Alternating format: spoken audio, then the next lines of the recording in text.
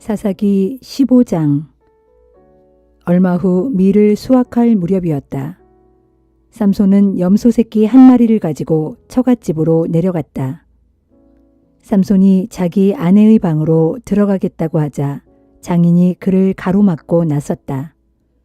자네가 내 딸을 꼴도 보기 싫어하는 것 같아서 내가 자네 친구에게 시집을 보내버렸네. 사실은 그 아이의 동생이 더 예쁘니 그 아이를 아내로 삼게. 삼손이 거기에 있던 사람들에게 말했다. 내가 블레셋 사람들에게 어떻게 하든 이번만큼은 나를 나무라지 못할 것이오. 내가 무슨 해코지를 하더라도 할 말이 없을 거요. 삼손은 여우 300마리를 잡아서 꼬리와 꼬리를 서로 붙잡아 맨 다음에 그 사이에 회를 매달고는 거기에 불을 붙여 블레셋 사람들의 곡식밭으로 여우를 내몰았다. 그러자 베어놓은 낫가리뿐만 아니라 아직 배지도 않은 곡식과 포도원과 올리브 나무까지 모두 불에 탔다. 블레셋 사람들이 아우성을 쳤다. 대체 어느 놈이 이런 짓을 했어? 결국 그들은 딥나 사람, 곧 삼손의 장인이 삼손의 아내를 그의 친구에게 주어버린 것에 대해서 삼손이 분풀이로 저지른 짓임을 알게 되었다. 그러자 블레셋 사람들은 우르르 딥나로 몰려가 삼손의 아내와 장인을 불에 태워 죽였다. 그러자 삼손이 그들에게 말했다. 오냐, 너희가 이런 식으로 했으니 내가 원수를 갚고야 말겠다. 삼손은 닥치는 대로 블레셋 사람들을 마구 쳐 죽였다. 그런 다음 삼손은 에담에 있는 바위 동굴로 들어가 머물러 있었다. 그러자 블레셋 사람들이 유다를 치려고 올라와 레히 근처에 진을 쳤다. 유다 사람들이 블레셋 사람들에게 물었다. 무슨 일 때문에 우리를 공격하려고 올라왔느냐? 그들이 대답했다. 삼손을 잡으러 왔다. 삼손이 우리에게 한 짓을 우리도 그대로 해줄 참이다. 그러자 유다 사람 3,000명이 삼손이 머물고 있는 에담 바위 동굴로 몰려가서 말했다. 삼손, 당신은 어째서 그렇게 위험한 일을 저질렀소? 우리가 지금 블레셋의 지배를 받고 있다는 사실을 모른단 말이오? 삼손이 대답했다. 나는 다만 블레셋 사람들이 나에게 한 대로 갚아주었을 뿐이오. 그러자 유다 사람들이 말했다. 할 수 없소. 우리가 당신을 묶어서 블레셋 사람들에게 넘겨주어야 하겠소. 삼손이 말했다. 당신들 스스로의 손으로는 나를 죽이지 않겠다고 맹세하시오. 유다 사람들이 대답했다. 좋소. 당신 말대로 맹세하겠소. 우리는 당신을 결박하여 블레셋 사람들에게 넘겨주기만 할 뿐 절대로 당신을 죽이지는 않겠소. 그들은 새로 꼰 동아줄 2개로 삼손을 꽁꽁 묶어 바위 동굴에서 끌어냈다. 삼손이 레히에 다다르자 블레셋 진영에서는 환호성을 지르며 삼손에게 다가왔다. 그때 하나님의 영이 삼손을 강력하게 휘감았다. 그러자 삼손을 올가매고 있던 동아줄이 불에 타다 남은 시로라기 같이 맥없이 끊어졌다. 마침 삼손은 싱싱한 당나귀 턱뼈 하나가 있는 것을 보고는 그것을 집어들고 그것으로 블레셋 사람을 무려 1,000명이나 때려 죽였다. 그리고 삼손은 이렇게 외쳤다. 당나귀 턱뼈 하나로 무더기에 무더기를 쌓았다. 당나귀 턱뼈 하나로 1,000명을 쳐 죽였다. 이렇게 외친 후 삼손은 손에 든 당나귀 턱뼈를 획 내던졌다. 그리고 그곳을 라맛 레히라고 불렀다. 당나귀 턱뼈의 언덕이란 뜻이다. 삼손은 심히 목이 말랐다. 그래서 주께 호소했다. 주께서는 당신의 종에게 큰 승리를 거두게 하셨습니다. 하지만 지금 제가 목말라 죽을 지경입니다. 이러다가는 할례받지 못한 자들에게 붙잡히고 말겠습니다. 그러자 하나님께서 레히에 우묵하게 들어간 곳을 터뜨려 물이 솟아나게 해주셨다. 삼손은 그 물을 마시고 기운을 차렸다. 그리고 그 샘을 엔 학고레라고 불렀다. 부르짖는 자의 샘이란 뜻이다. 그 샘은 오늘날까지도 레히에 남아있다. 블레셋 사람들이 이스라엘 땅을 지배하는 동안 삼손은 사사로서 20년간 이스라엘을 이끌었다.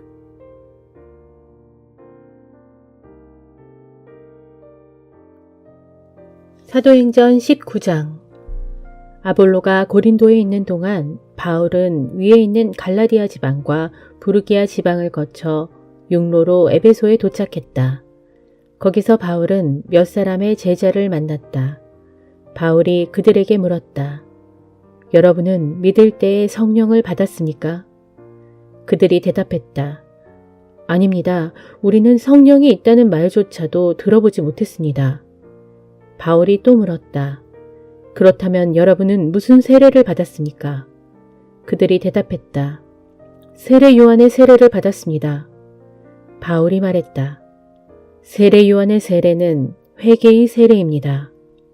세례 요한은 사람들에게 장차 자기보다 뒤에 오시는 분을 믿으라고 했는데 그분이 바로 예수입니다. 이 말을 듣고 제자들은 주 예수의 이름으로 세례를 받았다. 세례 후 바울이 그들의 머리에 손을 얹고 기도하자 성령이 그들에게 내렸다. 그러자 그들이 방언으로 말하고 예언을 하게 되었다. 그 자리에 모인 제자들은 12명 정도였다. 바울은 에베소의 회당에 들어가서 석 달 동안 하나님 나라에 관해 강론하며 호소력 있는 설교를 했다. 그러나 몇몇 사람들은 마음이 완고하여 전혀 믿으려 하지 않았고 공공연하게 복음의 도를 거역하는 말을 떠들어댔다. 그래서 바울은 제자들을 데리고 회당을 떠나 두란노 학당으로 갔고 거기서 날마다 강론하고 가르쳤다. 이렇게 2해를 계속하는 동안 아시아 지방에 사는 유대인들과 헬라인 모두가 주님의 말씀을 듣게 되었다.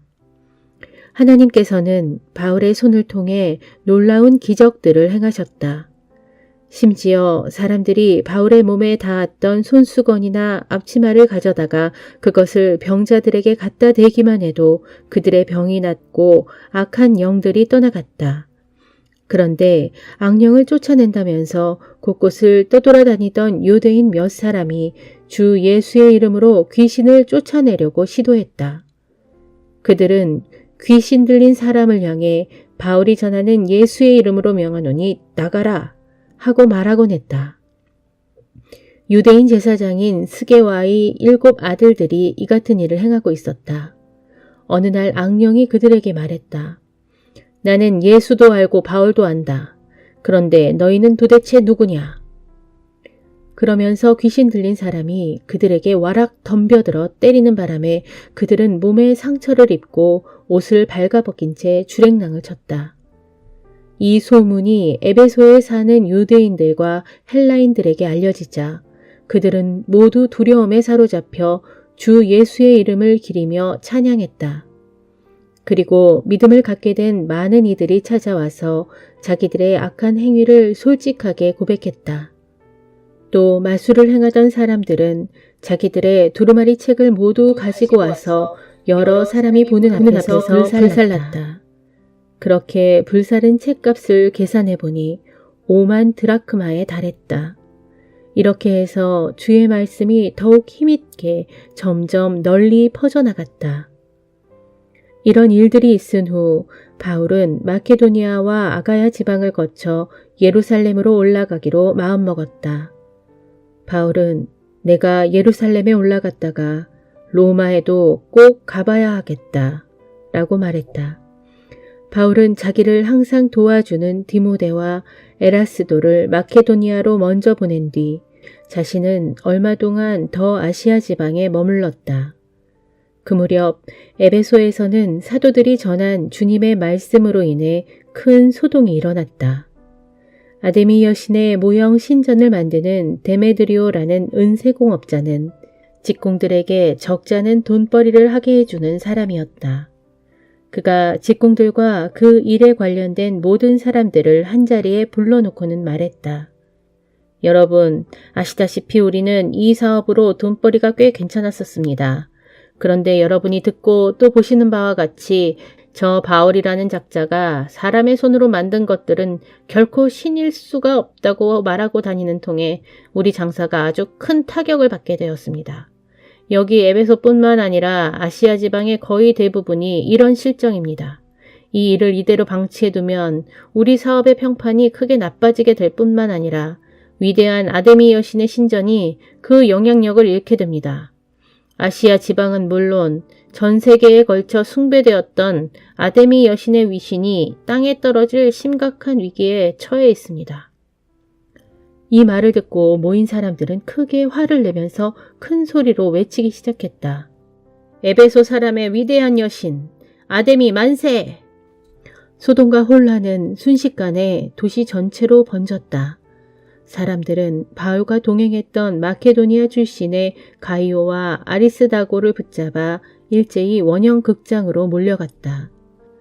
이때 바울은 군중 앞에 나서려 했지만 제자들이 굳고 말렸다. 바울의 친구들인 그 지방의 관리들 몇 사람도 바울에게 전가를 보내어 원형 극장 안으로는 제발 들어가지 말라고 간곡히 만류했다. 에베소의 원형 극장 안은 아수라장이었다. 여기저기서 사람들이 중구난방으로 마구 떠들어댔다. 사실 대부분의 사람들은 자신들이 왜 그 자리에 오게 되었는지조차도 알지 못했다. 그때 유대인들이 알렉산더라는 사람을 떠밀어 군중 앞에 세웠다. 군중 가운데 몇 사람은 그에게 이래라 저래라 하고 요구사항을 외쳐댔다. 그는 군중을 향해 손짓으로 조용히 좀 해달라고 하고는 사람들 앞에서 자신을 변호하는 발언을 시작하려고 했다. 그러나 그가 유대인이라는 것을 알아챈 군중은 한 목소리로 거의 2시간 동안이나 에베소 사람의 위대한 여신 아데미 만세, 에베소 사람의 위대한 여신 아데미 만세 하면서 미친 듯이 외쳐댔다. 결국 에베소 시청의 서기관이 나서서 군중을 진정시킨 뒤 말했다. 에베소 시민 여러분, 에베소가 위대한 여신 아데미를 숭배하고 또 하늘에서 내려온 그 신상을 수호하는 것은 온 세상이 다 아는 일입니다. 이런 사실은 아무도 부인할 수 없는 사실이기에 모두들 진정하시고 경솔한 행동을 삼가하시기를 바랍니다. 여러분들이 이리로 끌고 온 이 2사람은 아데미 여신의 신전에서 무엇을 훔친 것도 아니고 또 아데미 여신을 모독한 일도 없습니다.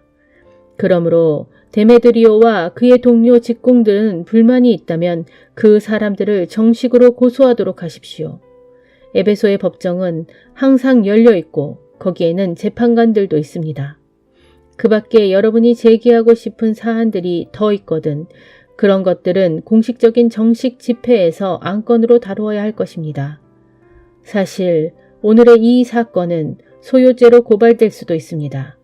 그럴 경우 우리에게는 이런 소동을 벌일 만한 뚜렷한 이유와 정당한 근거가 없기 때문에 로마 정부로부터 문책을 당할 때 해명할 길이 없을 것입니다. 이렇게 말한 다음 그는 원형극장에 몰려든 군중들을 해산시켰다.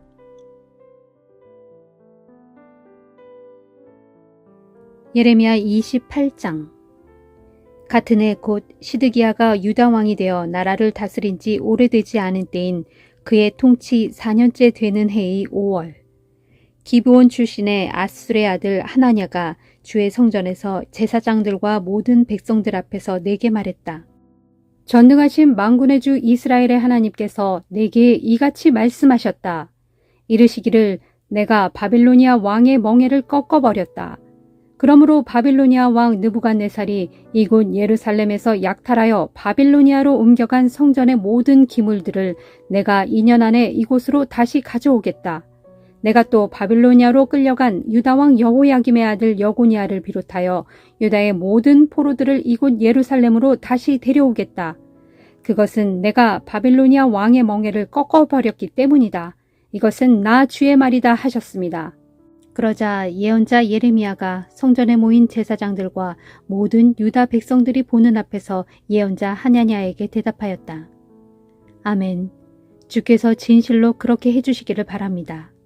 그대의 예언대로 주께서 성전의 기물들과 유다의 모든 포로들을 바빌로니아에서 다시 이곳 예루살렘으로 돌려보내 주시기를 바랍니다. 그러나 이제 내가 그대와 모든 백성들에게 전하는 말을 잘 들으시오. 예로부터 그대와 나보다 앞서 살았던 예언자들이 많은 나라들과 큰 국가들에 대해서 전쟁과 재앙과 전염병을 예언해 왔소. 그러나 그대처럼 평화를 예언하는 예언자는 그 예언이 사실로 입증되고 난 후에라야 그가 진정으로 주께로부터 보냄받은 참 예언자라는 것을 인정받게 될 것이오. 그러자 예언자 하나냐는 예레미야의 목에서 멍에를 벗겨내어 부러뜨려 버리고는 모든 사람들이 보는 앞에서 이렇게 선포했다. 주께서 내게 분명히 말씀하시기를 내가 앞으로 2년 안에 바빌로니아 왕의 멍에를 모든 민족들의 목에서 벗겨다가 이렇게 산산이 부러뜨려 버리겠다 하셨습니다. 이 말을 듣고 예언자 예레미야는 자신의 갈 길로 떠나갔다. 예언자 하나냐가 예언자 예레미야의 목에서 멍에를 벗겨내어 부러뜨린 지 얼마 지나지 않아 주의 말씀이 예레미야에게 내렸다. 예레미야야, 너는 하냐냐에게로 가서 이렇게 전하여라. 이르기를 주께서 이렇게 말씀하셨다. 너 하냐냐는 나무로 만든 멍에를 부러뜨렸다. 하지만 너는 그 대신에 쇠로 만든 멍에를 짊어져야 할 것이다. 나 전능한 만군의 주 이스라엘의 하나님이 말한다. 내가 모든 나라들과 민족들의 목에 쇠로 만든 멍에를 메워 바빌로니아 왕 느부갓네살을 섬기게 하였으니 그들은 반드시 그에게 굴복하여 그를 섬길 수밖에 없을 것이다. 내가 또한 들짐승들까지도 그의 손에 전부 넘겨주었다 하여라. 그래서 참 예언자 예레미야가 거짓 예언자 하냐냐에게로 가서 그에게 말했다. 하나냐여, 그대는 똑바로 들으시오. 주께서 그대를 보내지 않으셨거늘 그대는 이 백성을 속여 그들로 거짓말을 믿게 하였소. 그러므로 주께서 그대에게 이렇게 말씀하셨소. 이르시기를 내가 너 하냐냐를 더 이상 살려두지 않고 땅 위에서 없애버리겠다. 내가 나 주를 거역하는 거짓 예언을 했기 때문에 너는 금년이 다가기 전에 죽을 것이다 하셨소. 과연 예언자 하냐냐는 그의 7월에 죽고 말았다. 마가복음 14장. 무교절과 유월절이 시작되기 이틀 전이었다. 대제사장과 율법 교사들은 예수를 체포하여 죽일 방도를 찾고 있었다. 그러나 유월절 기간 중에는 그 일로 군중이 소동을 일으킬지도 모르니 일단 그 기간은 피하는 것이 좋겠다는 의견이 지배적이었다. 예수께서 베다니에 있는 나병 환자 시몬의 집에 계실 때였다. 예수께서 음식을 잡수시고 계시는데 한 여자가 매우 값진 순전한 나드 향유가 든 옥합을 가지고 와서 깨뜨리더니 그것을 예수의 머리에 부었다. 그러자 예수와 함께 식탁에 앉아있던 몇 사람들이 화를 내며 그 여자를 나무랐다. 어째서 그 비싼 향유를 그렇게 낭비하는가? 이 향유를 내다 팔면 좋기 300데나리온 이상은 받을 수 있을 텐데 그 돈을 가난한 사람들에게 나누어 주었더라면 얼마나 좋았겠는가? 그러자 예수께서 그들에게 말씀하셨다. 가만두시오. 왜 그 여자를 괴롭히는 것이오? 그녀는 내게 아주 갸륵한 일을 한 것이오. 가난한 사람들은 언제나 당신들 주변에 있으니 당신들이 마음만 있으면 어느 때고 그들을 도와줄 수 있어. 그러나 나는 언제까지나 당신들과 함께 있는 것이 아니오. 그러므로 이 여자는 자기가 할 수 있는 최선의 일을 한 것이오. 내 장례를 위하여 미리 내 몸에 향유를 부어준 것이오. 내가 분명히 당신들에게 말하겠소. 온 세상 어디서든지 복음이 전파되는 곳마다 이 여자가 행한 이 갸륵한 일도 함께 전해져서 사람들이 그녀를 길이 기억하게 될 것이오. 그때의 12제자 가운데 하나인 가룟 유다가 대제사장들을 찾아가서 예수를 그들에게 넘겨주겠다고 말했다. 그들은 가룟 유다의 이 말을 듣고 무척 기뻐하며 그에게 돈을 주겠다고 약속했다. 그래서 이때부터 가룟 유다는 예수를 넘겨줄 적당한 기회를 엿보기 시작했다. 무교절 첫째 날에는 유월절 양을 잡는 것이 관습이었다. 그래서 제자들이 예수께 물었다. 선생님, 선생님께서 드실 유월절 음식을 어디에다 차려야 할까요? 예수께서 제자들 가운데 2사람을 예루살렘 성읍으로 보내며 말씀하셨다. 성 안에 들어가면 물동이를 들고 걸어오는 사람을 만날 것이다. 너희는 그 사람을 따라가라. 그 사람이 들어가는 집으로 너희도 따라 들어가서 집주인에게 우리 선생님께서 제자들과 함께 유월절 음식을 먹을 방이 준비되어 있는지 알아보라고 하십니다. 하고 말하라. 그러면 집주인은 이미 자리가 다 마련된 큰 다락방으로 너희를 안내할 것이다. 거기에다 유월절 음식을 준비해 놓도록 하여라. 2 제자가 예루살렘 성읍 안에 들어가 보니 예수께서 일러주신 그대로였다. 그래서 제자들은 거기에다 유월절 음식을 준비하였다. 저녁 때가 되자 예수께서 다른 제자들과 함께 그 집으로 가셨다. 일행이 자리를 잡은 후 식탁에 둘러앉아 음식을 먹고 있을 때 예수께서 제자들에게 말씀하셨다. 내가 분명히 너희에게 말한다. 지금 나와 함께 식사를 하고 있는 너희들 가운데 한 사람이 나를 배신할 것이다. 그 순간 무거운 침묵이 감돌았다. 제자들은 근심에 쌓여 저마다 예수께 물었다. 설마 저는 아니지요? 예수께서 대답하셨다. 너희 12사람 가운데 하나다. 지금 나와 함께 그릇에 손을 담근 자가 바로 그 사람이다. 인자는 오래전부터 예언자가 선포한 대로 죽음의 길을 걷겠지만 인자를 배신한 그 사람에게는 참으로 화가 미칠 것이다. 차라리 그는 세상에 태어나지 않았더라면 좋았을 뻔했다. 모두가 한참 유월절 음식을 먹을 때였다. 예수께서 빵을 들어 감사기도를 하신 후 제자들에게 그 빵을 떼어주시며 말씀하셨다. 자, 받아 먹어라. 이 빵은 내 몸이다. 또 잔을 들어 하나님께 감사기도를 드린 후 그 잔을 제자들에게 주시니 제자들이 모두 돌려가며 마셨다. 그런 뒤 예수께서 제자들에게 말씀하셨다. 이 잔은 내 피다. 곧 모든 사람을 위하여 흘리는 새 언약의 피다. 내가 분명히 너희에게 말한다. 하나님 나라에서 새 포도주를 마시게 될 그날까지 나는 포도나무 열매로 빚은 것을 다시는 마시지 않을 것이다. 그들은 찬송을 부른 후 다 함께 올리브산으로 올라갔다. 그때 예수께서 제자들에게 말씀하셨다. 너희는 모두 나를 버릴 것이다. 이미 하나님께서 예언자들을 통하여 이렇게 말씀하시지 않았느냐. 내가 칼을 들어 목자를 칠 터인데 양떼가 뿔뿔이 흩어질 것이다. 그러나 내가 죽음에서 다시 살아난 뒤 너희보다 먼저 갈릴리로 갈 것이다. 그러자 베드로가 예수께 말했다. 선생님, 무슨 말씀을 그리 하십니까?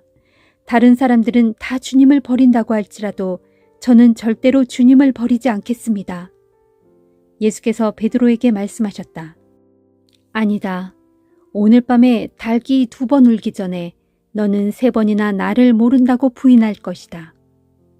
그러자 베드로가 더욱 힘주어 말했다. 아닙니다. 절대로 그런 일은 없습니다. 비록 주님과 함께 죽는 일이 있더라도 저는 절대로 주님을 모른다고 부인하지 않겠습니다. 다른 제자들도 모두 똑같은 다짐을 했다. 겟세마네라고 하는 동산에 오르자 예수께서 제자들에게 말씀하셨다. 내가 저기 가서 기도하는 동안 너희는 여기 앉아 있어라. 그런 뒤 예수께서는 베드로와 야고보와 요한만을 따로 데리고 올라가셨다. 이때 예수께서 큰 근심과 깊은 번민에 쌓여 말씀하셨다. 내 마음이 너무도 괴로워 죽을 지경이다. 그러니 너희는 여기 머물러 깨어 기도하고 있어라. 예수께서는 홀로 일어나 저만큼 걸어가시더니 땅에 엎드려 기도하셨다. 만일 그럴 수만 있으시다면 이 고난의 시간이 그냥 지나쳐가게 해달라고 간절히 기도하셨다. 예수께서는 이렇게 기도하셨다. 아버지, 나의 아버지여, 아버지께서는 모든 일을 하실 수 있습니다. 그러니 이 잔을 내게서 치워 주십시오. 그러나 내 뜻대로 하지 마시옵고 아버지의 뜻대로 하시옵소서. 그런 다음 예수께서 제자들에게로 돌아와 보니 제자들은 쿨쿨 자고 있었다. 예수께서 베드로에게 말씀하셨다. 시몬아, 자고 있느냐? 단 1시간도 깨어서 나와 함께 기도할 수 없단 말이냐? 너희는 깨어 시험에 빠지지 않도록 기도하라. 아, 너희가 마음으로는 원하면서도 육신이 약하구나. 그런 뒤 예수께서는 다시 저만큼 걸어가신 다음 똑같은 말씀으로 다시금 기도하셨다. 그리고 다시 돌아와 보시니 제자들은 여전히 자고 있었다. 너무나 졸려서 그들은 눈을 뜨고 있을 수가 없었던 것이다. 제자들은 예수께 무슨 말을 해야 할지 몰랐다. 예수께서 3번째로 기도하고 돌아오신 후 제자들에게 말씀하셨다. 아직도 자고 있느냐? 그쯤 쉬었으면 되었다. 이제는 때가 되었다. 보라, 인자가 죄인들의 손에 넘겨질 때가 이르렀다. 자, 어서 일어나 가자. 나를 넘겨줄 자가 가까이 와 있다. 예수의 말씀이 채 끝나기도 전에 12제자 가운데 하나인 가룟 유다가 나타났다. 그리고 그와 함께 온 무리들은 손에 칼과 몽둥이를 들고 있었다. 대제사장과 율법 교사와 장로들이 보낸 일당이었다. 가룟 유다는 그들에게 내가 껴안고 입맞추는 사람이 바로 예수이므로 실수 없이 그를 붙잡도록 하시오 하고 미리 말해둔 터였다. 가룟 유다는 곧장 예수께 다가가 선생님 하고 부르면서 다정하게 껴안고 입을 맞추었다. 그러자 일당들은 우르르 달려들어 재빨리 예수를 붙잡았다. 그때 예수 곁에 서 있던 사람 가운데 하나가 얼른 칼을 빼어 대제사장의 종을 힘껏 내리쳐서 그의 귀를 베어버렸다. 예수께서 일당들에게 말씀하셨다. 당신들이 칼과 몽둥이를 들고 나를 잡으러 오다니 내가 강도라도 된단 말이요. 내가 날마다 성전 뜰에서 가르칠 때는 왜 나를 잡지 않았소? 하지만 이제 내게 이런 일이 일어나는 것은 성경의 예언이 이루어지기 위한 것이요. 그러는 동안에 예수의 제자들은 모두 예수를 버리고 각기 뿔뿔이 흩어져 어디론가 달아나 버렸다. 그런데 그때 한 청년이 몸에 3배 홑이불만을 두른 채 예수를 뒤따라가고 있었다. 그래서 일당들이 그를 붙잡으려고 하자 그 청년은 홑이불을 던져버리고 알몸으로 재빨리 달아났다. 일당들은 예수를 대제사장의 집으로 끌고 갔다. 그러자 다른 대제사장들과 율법 교사들과 장로들이 금방 모여들었다. 베드로는 멀찍이 떨어져서 예수를 뒤따라 대제사장의 집 안뜰까지 들어왔고 거기서 경비병들 틈에 웅크리고 앉아 불을 쬐고 있었다. 대제사장들과 모든 공회의원들이 예수를 죽이기 위해 증거를 찾으려고 애썼지만 아무것도 찾을 수가 없었다. 많은 사람들이 예수에 대해 거짓으로 증언을 해댔지만 서로 일치하지 않았다. 그들 가운데 몇 사람이 자리에서 일어나 이렇게 거짓 증언을 했다. 우리는 저 사람이 사람의 손으로 지은 이 성전을 허물어버리고 사흘 만에 다시 짓겠다라고 말하는 것을 똑똑히 들었습니다. 그러나 그들이 하는 증언들도 서로 들어맞지 않았다. 그러자 대제사장이 그들 앞으로 나와서 예수께 물었다. 그대는 아무 말도 하지 않을 작정인가? 이 사람들이 그대에게 불리한 증언을 하고 있지 않은가? 하지만 예수께서는 입을 다무시고 침묵으로 일관하셨다. 대제사장이 다시 물었다. 그대는 하나님의 아들 그리스도인가? 예수께서 대답하셨다. 그렇소. 내가 바로 그요. 당신들은 인자가 하나님의 오른편에 앉아 있는 것과 하늘 구름을 타고 다시 오는 것을 보게 될 것이요. 그러자 대제사장이 자기 옷을 찢으며 말했다. 더 이상 무슨 증언이 필요하겠소? 하나님을 모욕하는 저 사람의 말을 지금 우리 모두가 직접 들었소. 자, 여러분은 어떻게 생각하시오? 그러자 그들은 모두 예수를 사형에 처해야 마땅하다고 결론지었다. 그들 가운데 더러는 예수께 침을 뱉었고 더러는 예수의 얼굴을 가린 후에 주먹으로 치면서 누가 너를 쳤는지 어디 한번 알아맞혀 보아라 하고 조롱하였다. 경비병들도 예수를 끌고 가 손바닥으로 뺨을 마구 때렸다. 그러는 동안 베드로는 대제사장 집의 뜰 아래쪽에 있었다. 그런데 대제사장의 집에서 일하는 여종 하나가 다가오더니 불을 쬐고 있던 베드로에게 말했다. 당신도 저 나사렛 사람 예수와 함께 다니던 사람이죠? 그러자 베드로는 곧 부인하며 말했다. 도대체 무슨 소리를 하는 건지 모르겠군. 그러고서 베드로는 얼른 바깥들로 나가버렸다. 그 여종은 베드로가 거기 서 있는 것을 보고는 곁에 있는 사람들에게 또다시 말했다. 이 사람은 예수와 한패인 것이 틀림없어요. 그러자 베드로는 또다시 예수를 모른다고 부인하였다. 조금 뒤 곁에 서 있는 사람들이 다시 베드로에게 말했다. 당신도 갈릴리 사람이니 예수와 한패인 게 틀림없소. 그러자 베드로는 맹세까지 하면서 부인했다. 도대체 무슨 소리를 하는 겁니까? 나는 그 사람을 만난 적도 없소. 내 말이 거짓이라면 천벌이라도 받겠소. 바로 그때 닭이 2번째로 울었다. 그제야 베드로는 닭이 2번 울기 전에 너는 3번이나 나를 모른다고 부인할 것이다 라고 경고하신 예수의 말씀이 떠올랐다. 그래서 베드로는 땅에 엎드러져 소리내어 엉엉 슬피 울었다.